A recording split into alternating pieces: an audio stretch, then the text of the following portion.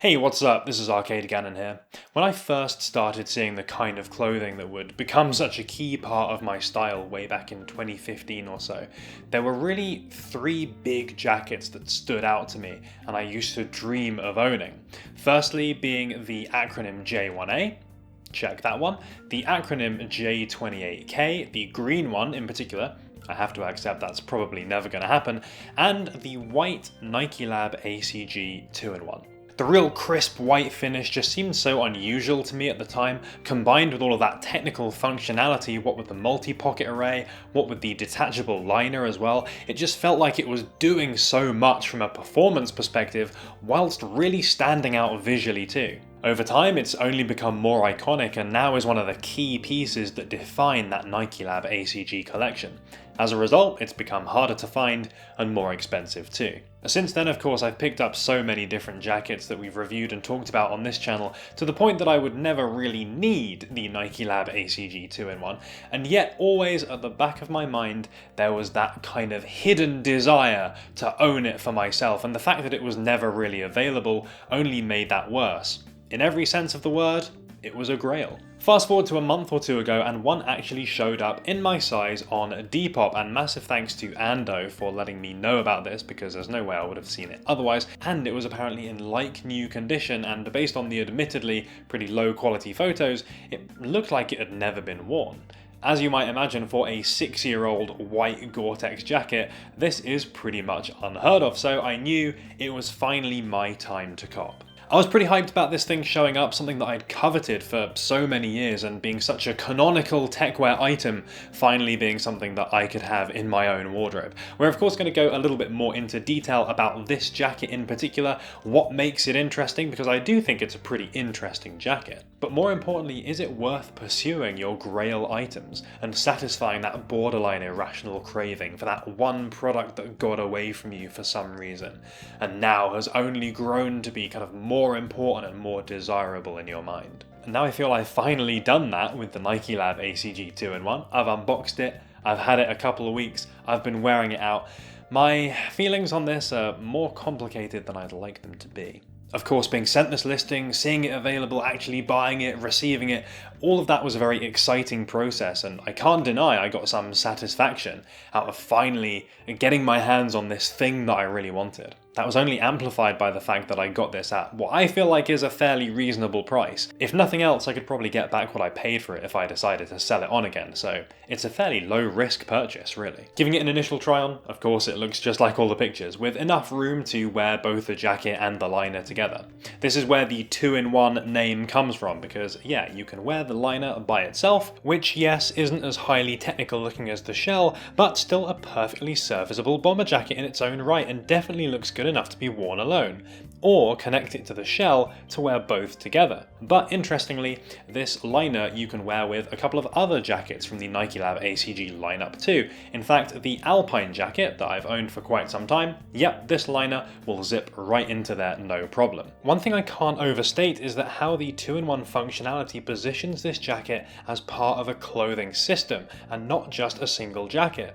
This idea that you can use it in different ways and the components can interface with other Nikelab ACG clothing is really cool, and even now very few brands approach collections with so much interaction between pieces. Again, it doesn't really feel like a stupid purchase, there's a clear level of wearability with something like this. And while yes, a white Gore-Tex jacket is not going to be as practical as a black one, I do already own quite a few black jackets, maybe too many, so this is a little bit of an aesthetic departure from that. It's clearly a popular piece as well, with quite a few of you guys noticing that it was just chilling in the background without me really saying anything about it at all.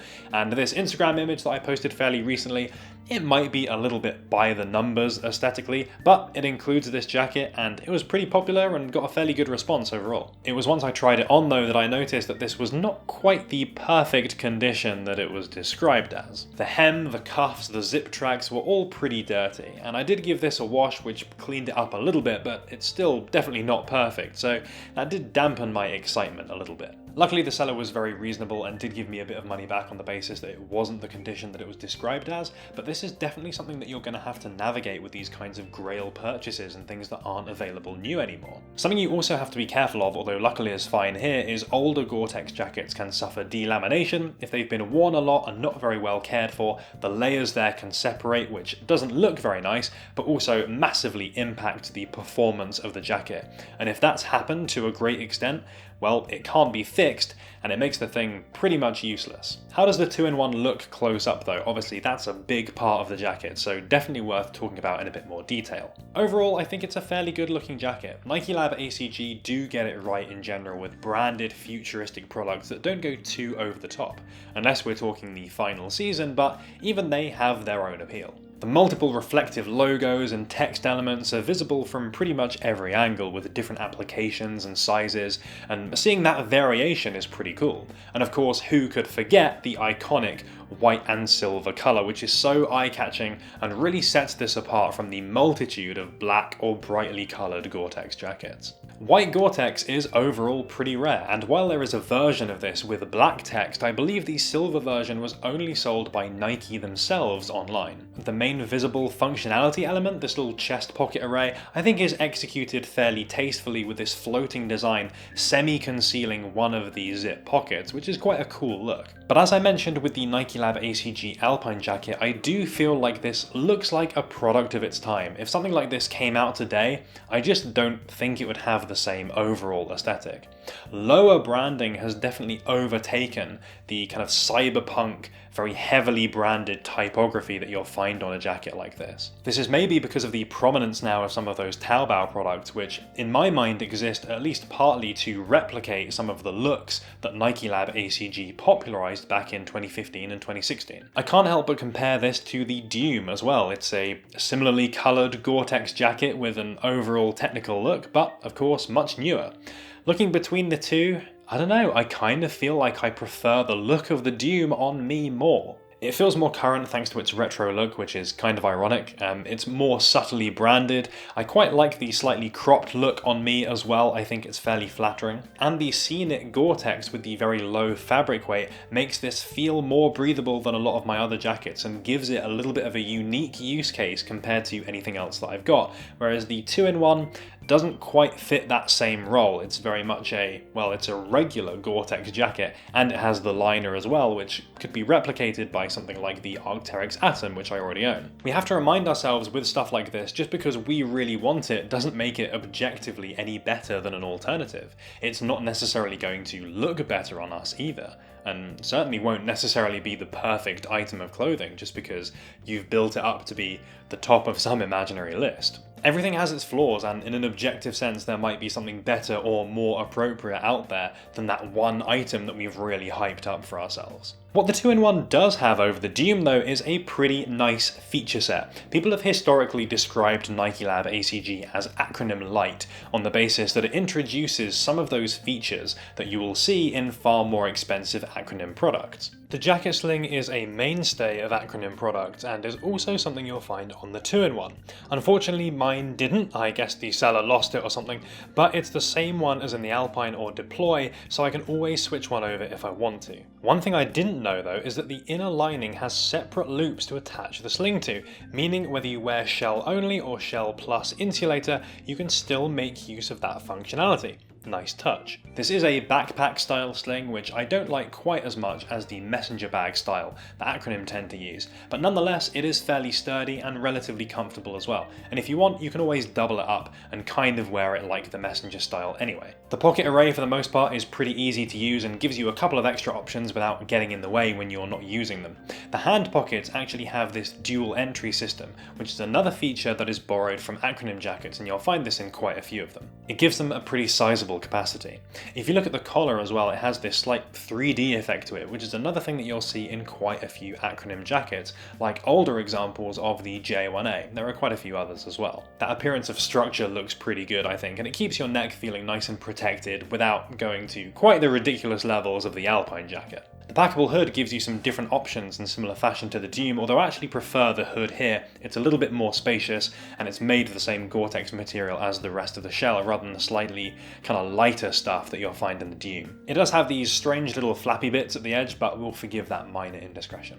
Overall, it's fair to say that this is a pretty functional jacket. It does a lot of good stuff, and that's even before we take into account the insulator, which it looks okay by itself. It's a little bit plain, but the fact that you can zip this into the jacket and it means that you've got one single piece, which is both a shell that's going to protect you from the rain, and it's going to keep you warm as well. Thanks to the zip at the neck and the poppers on the inside of the cuff, you can secure this very nicely so it really does feel like a single item that you're taking on and off. This is great for seasonal wear. Once you get into winter, zip the two together and then just keep them there the whole time, and it means you can always just chuck this on. You don't need to worry as much about layering. For all those reasons, a jacket like this could happily be your daily driver in a whole bunch of temperature conditions and different situations, until it starts getting a little bit too warm, of course, because this doesn't have the same level of ventilation as the Dume does with that very lightweight Gore-Tex, and it doesn't have the armpit zips that you'll find in something like the Alpine or the Beta LT. The cut is a bit more basic as well. It doesn't have the articulation at the arms that you'll find in some jackets,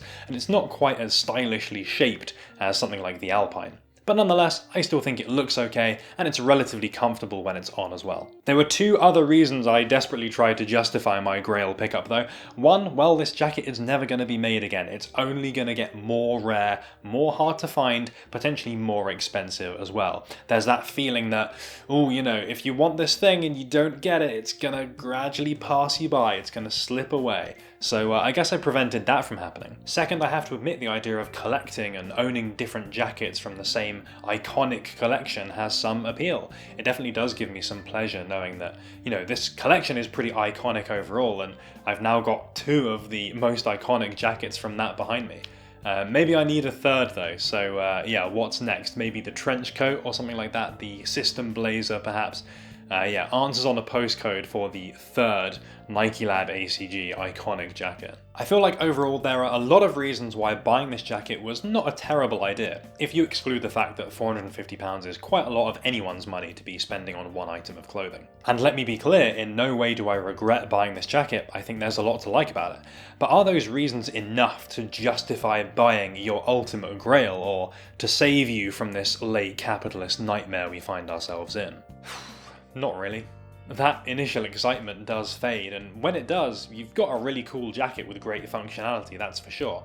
But it's not necessarily any better than any other jackets out there, maybe not even better than the other stuff that I already own.